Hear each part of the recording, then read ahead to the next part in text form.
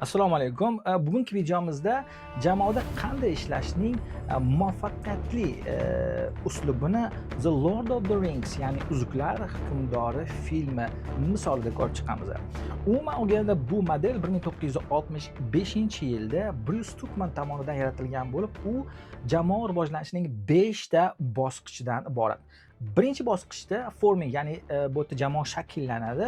Bu yerda jamoa a'zolari bir-biri bilan tanishishadi, vazifalarni tushunishadi va umumiy maqsadni belgilab olishadi.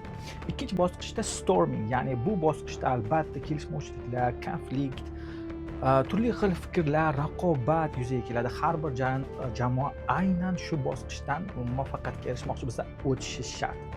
Uchinchi bosqichda esa bu norming, ya'ni endi jamoa sekin-asta bir-biriga moslashadi, bir-birini tushunadi, ishonch va hamkorlik paydo bo'ladi.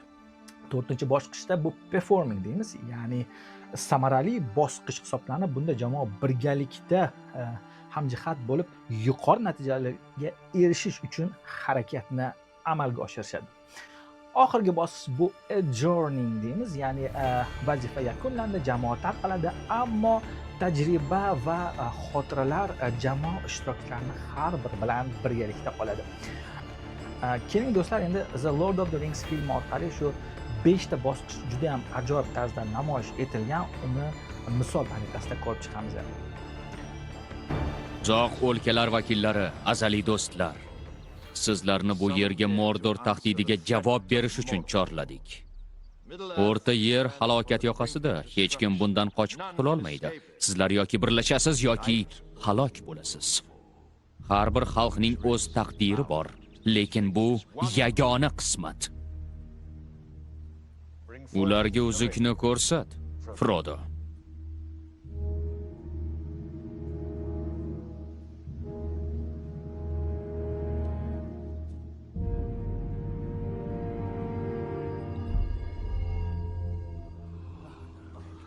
Demak, bu haqiqat ekanda.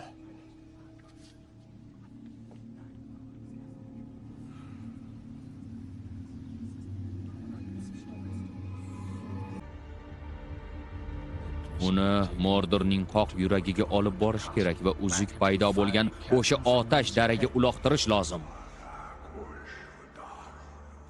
Sizlardan biringiz buni amalga oshirishingiz lozim. Mordorga shunchaki borib qolish mumkin emas.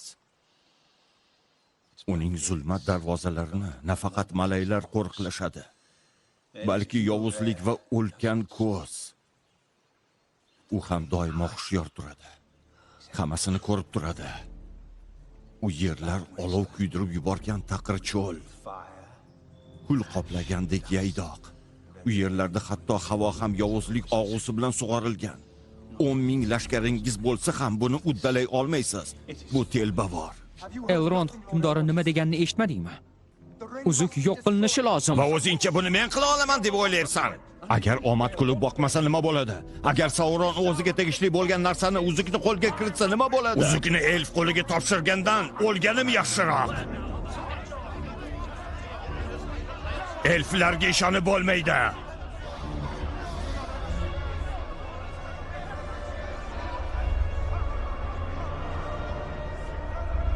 Sizlar tushunmayapsizlar.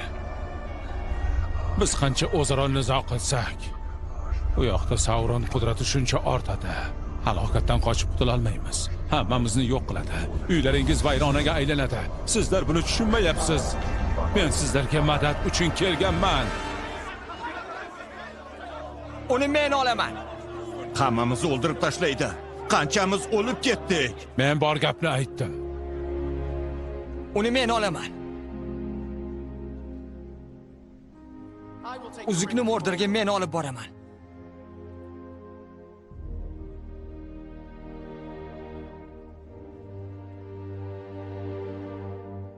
Faqat yo'lni bilmayman. Men bu vazifani bajarishingga ko'makdosh bo'laman, Frodo Baggins. Qancha kerak bo'lsa shuncha vaqt. Seni himoya qilish uchun hayotim kerak bo'lsa, uni senga jon deb beraman. Qilichim doim sen bilan. Mening kamonim ham. Mening oyboltam ham.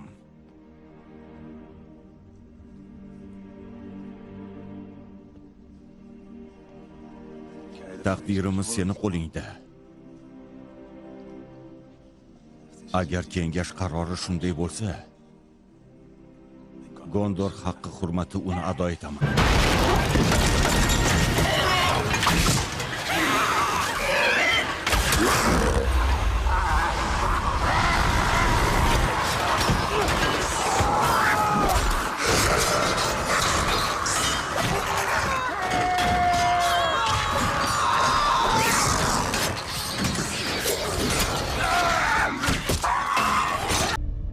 Tezroq harakat qilsam, Frodoga yetib olaman.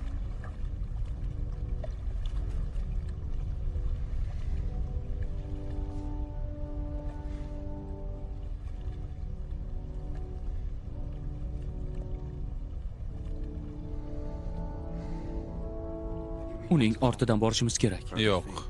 Biz ularning ortidan bormaymiz. Ittifoqimiz parchalandimi? Demak, bari bekor ekanda.